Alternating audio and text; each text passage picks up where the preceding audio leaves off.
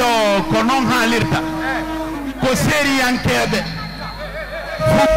ko golle ɗen pase haala kon gasata sen woodi ɗo ha janngo sen waɗali ko wiiɗen kon moƴƴata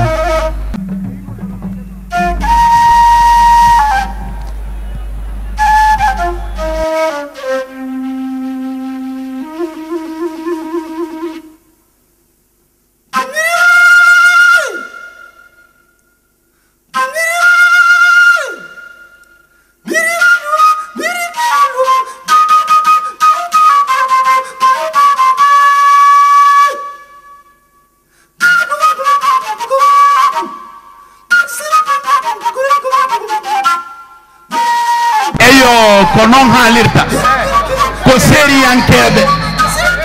fugumba wona taranede hande luttetake waɗede koko waɗa ko luttete fillede si tawi woni ɗum waɗi alhamdulillahi rabbil alamina fari ko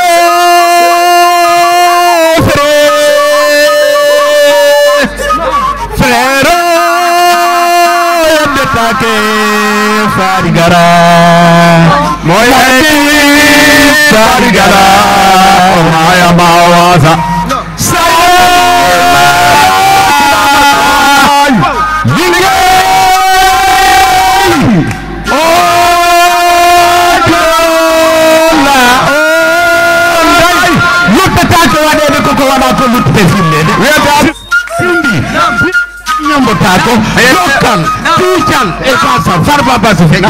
Assalamualaikum warahmatullahi wabarakatuh. Misal mini jama julɓe ɓen misal mini jama la Guinée o premier vice président on o wowli komi wowlayno ko komi wowlata ɗo wo ko jarnugol jama on jarnugol mawɓe ɓen kaɓe ɓagori wo taaliba ɓen kaɓe ɓagori wo imamu ɓen kaɓe ɓagori wo hare ko jarnugol ɓe mi weltanoɓe mi weltano jama la Guinée o mi weltano colonel Mamadi Doumbouya ko mi weltorantamo ko fi hen ɗum iɗon andi si pouvoir on jaɓali ko wonɗen ɗo wadde waɗata min mike mi yahi la Guinée fo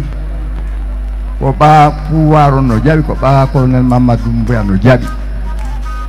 sa i feƴƴino a wawatano wadde ɗum goɗɗo go kadi wawatano wadde ɗum so yi ɗum ɗo feƴƴi ko ɓa gouvernement on no jaɓi eɓe jaɓi fi yo fulɓe fuu yo yimɓe ɓe nanodir yo La Guinée nanodir par ce que hiɓe andi eɗon andi hay sa wowlani gouvernement no mari doole no mari famugol ko goɗɗo faala ko ɗum goɗɗo huwata eɓe andi ko mi faala ko ɓiɓɓe La Guinée ɓe nanodir wowla konngol gotol ɓe inni La Guinée ko château d'Afrique eɗe mari richesse on fof si en nanodira leydi ndi ɓutti o richesse ɗo nafata en hay e hunde haray mi torike coordination ɗin tati tawta coordination Fouta Diallo on yo men jonnidiri juuɗe min golla fiyo La Guinée ɓuttu fiyo ɓiɓɓe La Guinée ɓe nanodir haray ko ɗum ɗon woni komi faala ɗum noon ɓe holli ɓe jaɓi ɓaɓe fof ɓe hewti ɗo ɓe souteni coordination Fouta Diallo Fulɓe Haali Pulaar donc haray ko lutti ɗo ko golle ɗen par ce que haala tun gasata sen wooli ɗo ha janngo sen waɗali ko wiiɗen kon moƴƴata miɗo tanjini noon ɓe ɓe mi yiɗi ɗo ɗi coordinateur mi andi ɗo ɓe jaɓi yomin woni konngol gotol min yewtida e laamu ngu min yewtida e parti ji ɗin fiyoɗi leydi ɓuttu en ronki ñande wo no piire woɓɓe no ware woɓɓe no barmine si coordination ji ɗi nayi ɓa onon ɗo fof alamu jeeyaka ɗo e coordination si coordination ɗi nayi nanodiri yewta e laamu ngun goonga yewta parti poti goonga yewtiden goonga fiyo leydi men en ɓuttu fiimo yo ɓiɓɓe lagine ɓen profitu e toon e leydi e jawdi ko maɗen e leydi ndi haaray on message ɗon mi jogino komi waɗa ko hikki ɗon onon jeunesse lagine wona e jeunesse lagine fof meɗen yiide ka réseau sociaux sukaɓe ɓen ko woni pinal maɓɓe ngal ko yennugol mawɓe yenna rewɓe yenna paykoye yennidira hara mi profita e ɗum ɗo mi torike sukaɓe men ɓen ɓe blogueur ɓe yoɓe accu yennugol surtout enen leñol men ngol koye neynaɓe needi en anda hoyre hara mi torike ɗum ɗo ɓalan andi annam fof no reeni ɗum ɗo mi torike sukaɓe men fulɓe e sooso e maninka kala wonɗo ka yaasi yoɓe accu ɗaɗɗugol ka réseau sociaux ji yenna yimɓe yenna rewɓe yenna paykoye yenna mawɓe hoyre wona adda e limam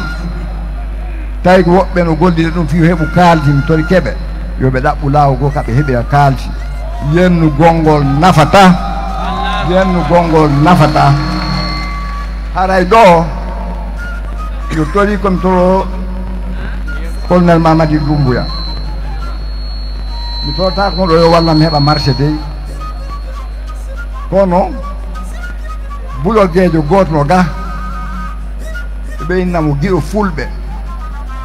mi tori kemo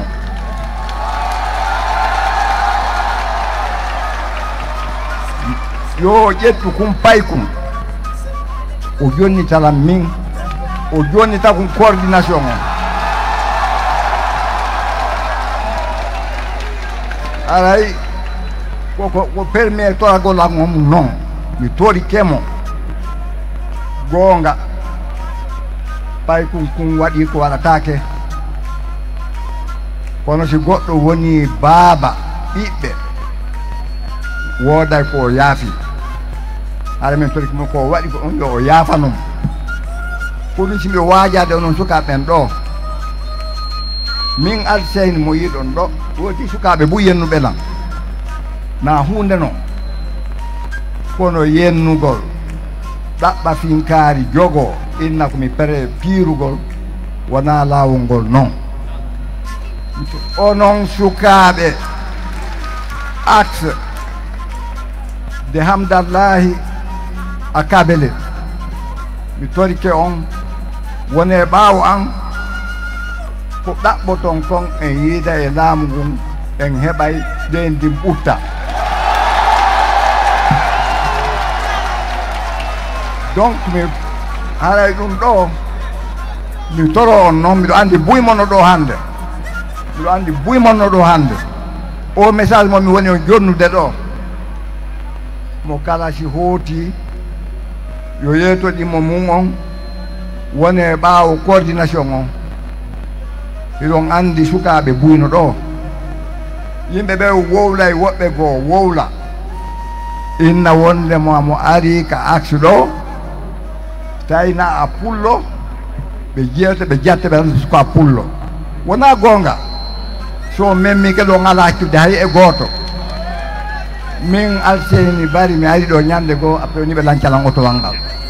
mi torike on yaafe wono mbawa men allahumma salli ala sayyidina salli. Un peu de bruit, s'il vous plaît. Vous en avez Elhadj Alseny Bari? Un peu de bruit, s'il vous plaît. On est derrière Elhadj Alseny Bari.